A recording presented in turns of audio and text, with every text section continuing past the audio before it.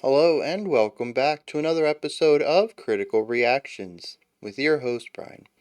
We are going to continue on with this week's theme of short band names, bands with 4 or less characters in their name. Today we're looking at the band Can. The track specifically is Paperhouse from the Tago Mago, or maybe Tago Mago album.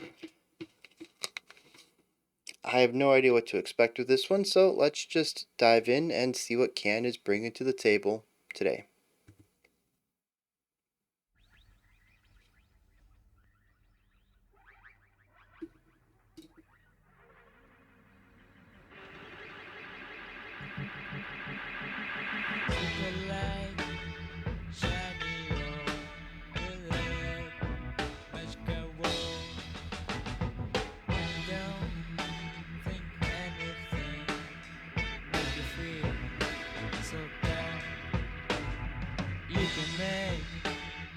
Everything what you want with your head. You agree, underwear, everywhere with your mind. Really interesting instrument placement.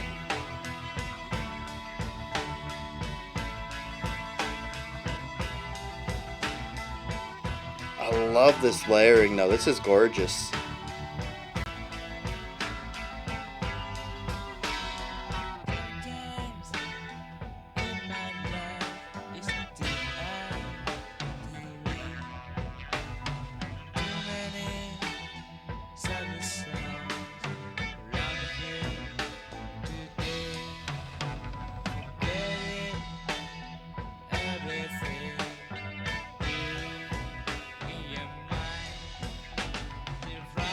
Really interesting moving piano line over here on the left. Almost like a twinkling against the rest of the grounded sounds.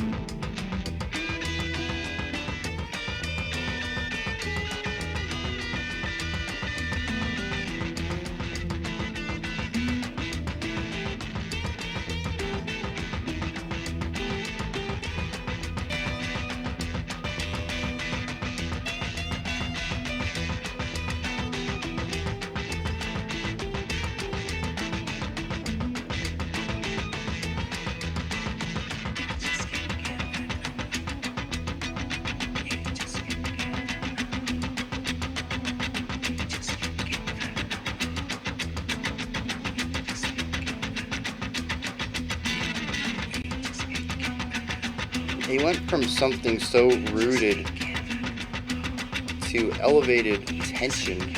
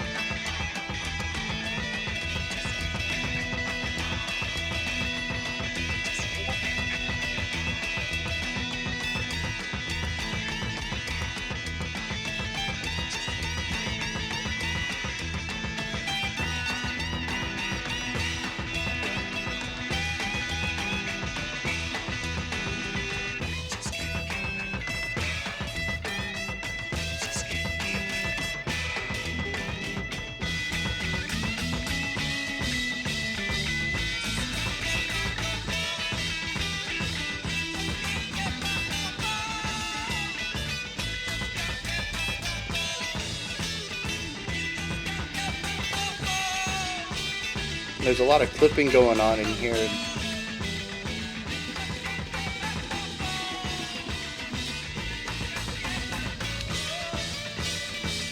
It's just a very abrasive sound.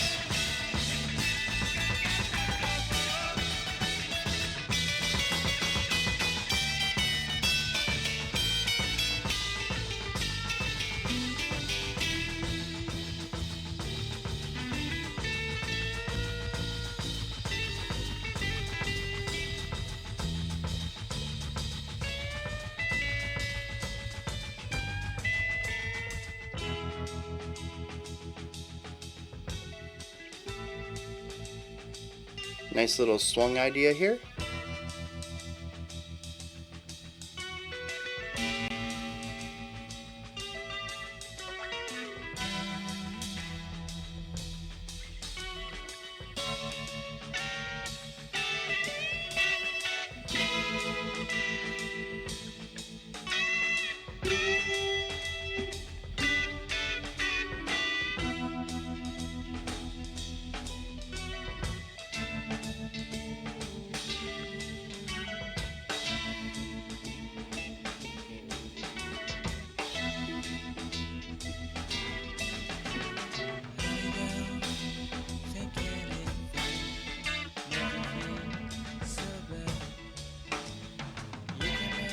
Really digging the drumming here.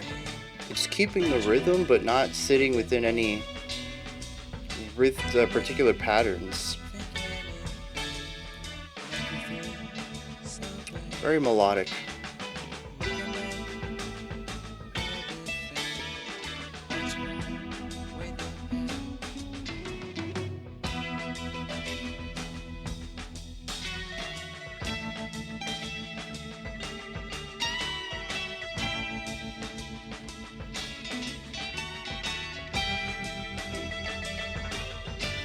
Nice blues angle they're going on here.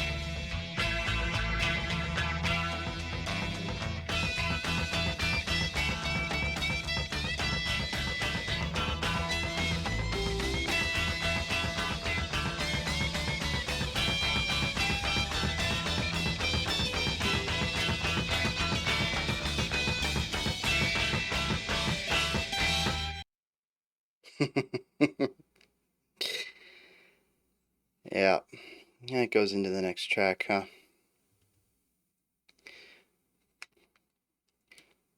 Well,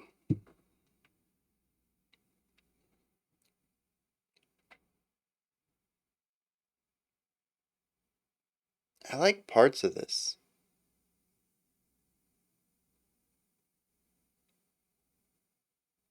I think the ending blues idea is well executed. I think our opening heavily layered uh, counterpoint part is very well executed. And I'd say that going for the tension in the middle is well executed as well. I'm just not along for the ride. I don't understand how all of it moves in between one another. It seems sort of disparate. Maybe something that gets stitched together on subsequent listens. Maybe it's something that makes sense when I hit the lyrics later. But as of right now, it feels like three very distinct songs, which are fine back to back. If they were three separate tracks, I would not have this criticism of it. But they're all combined together under one name. I expect a bit more cohesion to it, and that doesn't necessarily mean that it needs to be cohesive in structure. Just that it needs to be cohesive to theme or concept.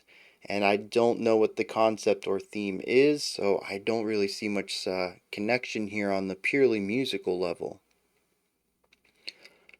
The production is also a little rough, which I find interesting because this is a 2011 remaster. There is odd bits of dynamic quality throughout, where it seems that the same velocity of snare hit achieves different volumes. It feels like they're still hitting it as hard as they are, but it's gotten quieter somehow. And I don't understand what's going on with that. There's also quite a bit of clipping that I noticed a little bit in our first section, but very much so in our third, our final section. The guitar just really, actually, I guess it was the end of our second section coming back into the blues part. And the guitar is just up there in the higher range and just lots of shrill clipping. A little bit of the fuzz from the clipping and EQ'd almost too much into the treble, creating this piercing sound. I had to turn my own volume down for that. It was just piercing in a way that isn't comfortable. But I might be able to chalk that up to the remaster. I mean, usually a remaster is an improvement in some way. Usually an improvement to modern standards. Whether old-time fans find it to be better or not is subjective, but they typically do bring them up to modern standards. And the clipping is odd. It makes me think that the clipping was there originally for some reason, but I haven't heard the old one, the original. So I can't make any comments about that, but Apple Music only has the remaster, so that's what I checked out. And it creates a very uncomfortable listening situation in the middle. And it's not uncomfortable because of tension or because of anything that the music's doing. It just doesn't sound good.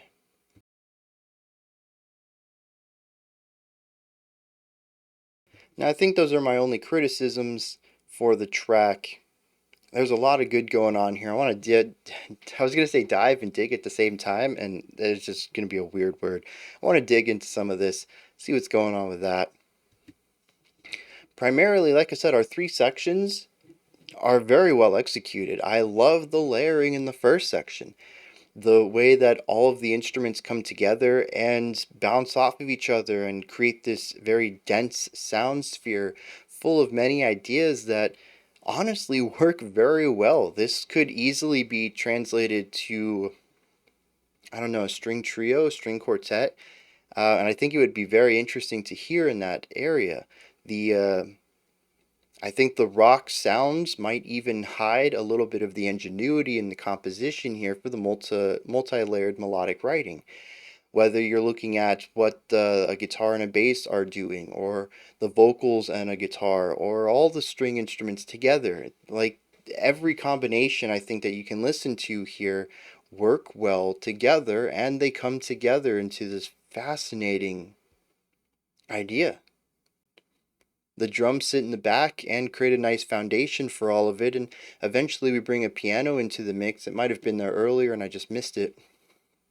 And it has this constant 16th note driving concept to it that almost feels like levitating. It's a glittering or a sparkliness overlaid on top of something that feels very grounded and rooted. And I really love this idea. It's almost like hyperactive imagination, where the actual event that is happening is very rooted in reality.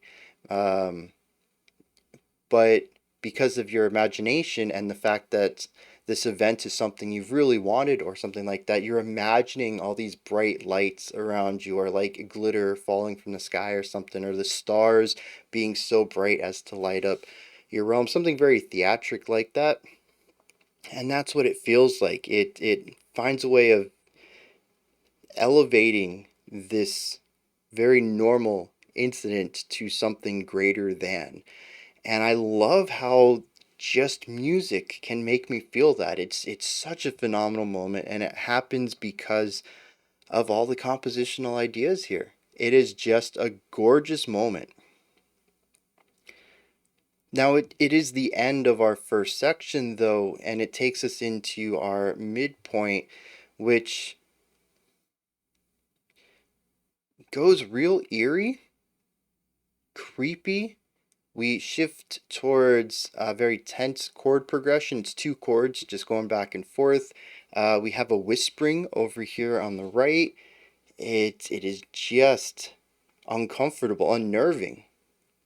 Musically, though, not sonically. Um, and I don't. I really can't wait to get to the lyrics to see like what we're dealing with poetically around this point, because there is a huge shift and the music was not indicating anything towards it. There was no foreshadowing. It's just we were in this elevated, mundane moment, and then we were eerie and creepy. Um, and we sit in here and it elevates for a little bit. We have volume rises, tension rises. We add more layers to it. It continues to double down on this emotion before meandering. Yeah, it's kind of a weird word. The guitar and bass just kind of start doing some stuff that doesn't go anywhere for a while before we find our feet and enter into the very shrill guitar solo that I think it wants to push towards a bright sound based on the harmonic devices, but it's still leaning a bit into that eeriness from earlier, and the EQ and uh, clipping that I talked about earlier add to this discomfort, to this tension. It's, again, like I mentioned earlier, possible that this was intentional, and it might be for this reason. It's a mix of a brighter sound, but still wanting to keep some of that discomfort from our harmonic devices earlier. And then this gives way to our bluesy outro, which honestly is just a return to the layered writing in our first section, just not as dense, and an opportunity for our drummer to showcase some of their melodic drumming skills. I really love the drumming here. It is non-linear. Sorry, it is linear. It's non-cyclical as far as I can tell. Maybe the pattern is much larger than I was looking, but it is just a consistency of what sounds like new ideas, continuing with this, I think it was eighth note hit pattern, but the accents change from bar to bar. What part of the drum kit is being changed? There's also a semblance of ghost notes throughout here. Again, I'm not too sure if this is entirely by design or if it's something that goes on with the production. It sounds like they're not ghost notes, but there are changes in volume throughout. And it creates this driving forward to get to the end of the song, which is interesting because the rest of the instrumentation is a bit more leaned back. It feels a bit more relaxed and eager to stay where they are. There's no urgency at all to the guitar and bass work. The individual sections are good. I really enjoy what they're doing for the most part, and I would like to listen to more Can and find out where their expertise lies. They seem to be good at atmosphere writing, just bluesy jams, and layered counterpoint, which is fascinating. Is there no end to their talent? It's just the execution falters a bit for me. And I think there's a lot of potential here, and I'd like to see where they take this. Um, I'm kind of curious just about diving into the next track, which I may do after I finish this reaction, primarily to see where they were going, because it does end abruptly, seeming like it's going to lead into the next track, and I'm curious how this story continues on. Speaking of story, I suppose now's a good time to dive into some lyrics and see what's going on there, and hopefully gain a bit of a different perspective on what the track is doing.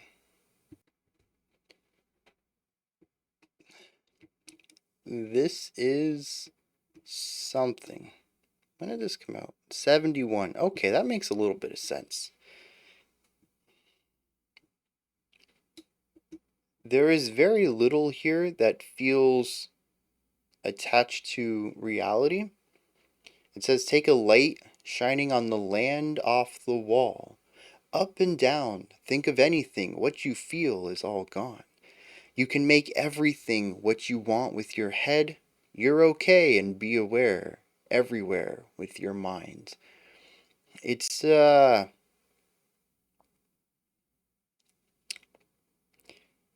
feels like it says everything and nothing, like it's trying so hard to be profound and sort of being meaningless through that profundity. It says you can do stuff with your mind. It says you have an imagination, I think is what they're getting at here.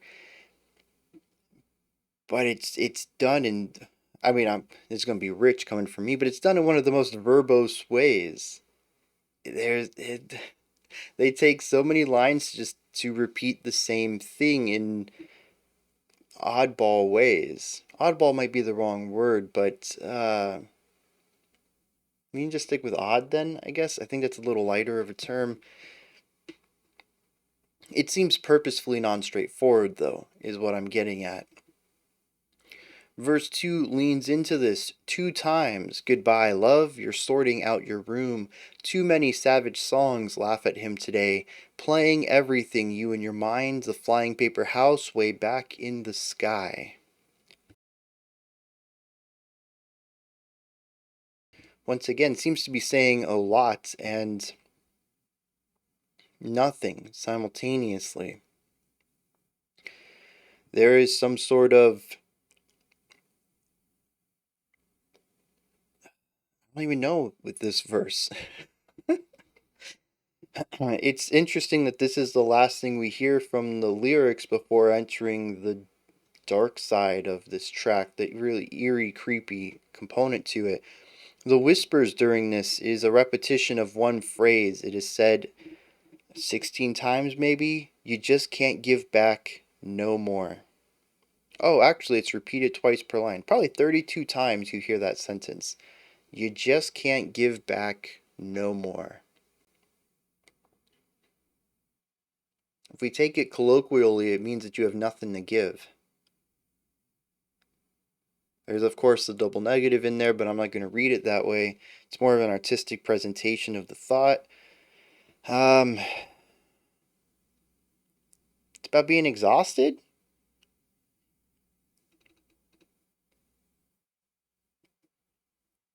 Verse 3 and verse 4 return back to the ideas of imagination, making things with your mind, and verse 4 is about the flying paper house in the sky. It reaches out. Every day, my paper house coming in, reaching out. Uh,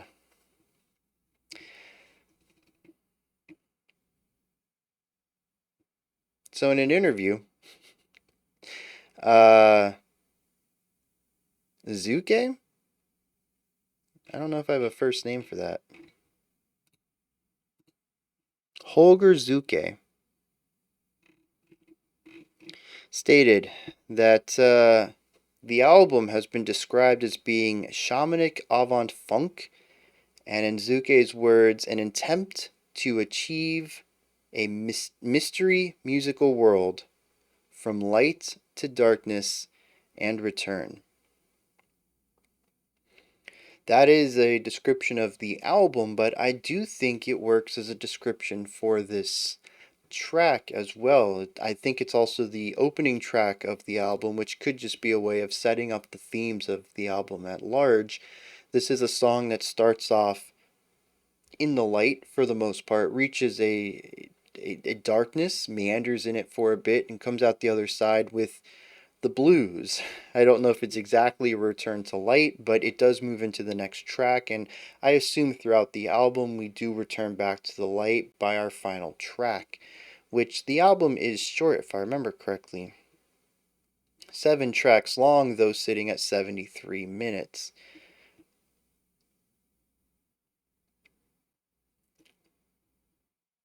Yeah, there's an 18, a 17, some big epics in this one. It's possible that that's the idea right there. Is our opening beautiful layered writing is the light that we begin with.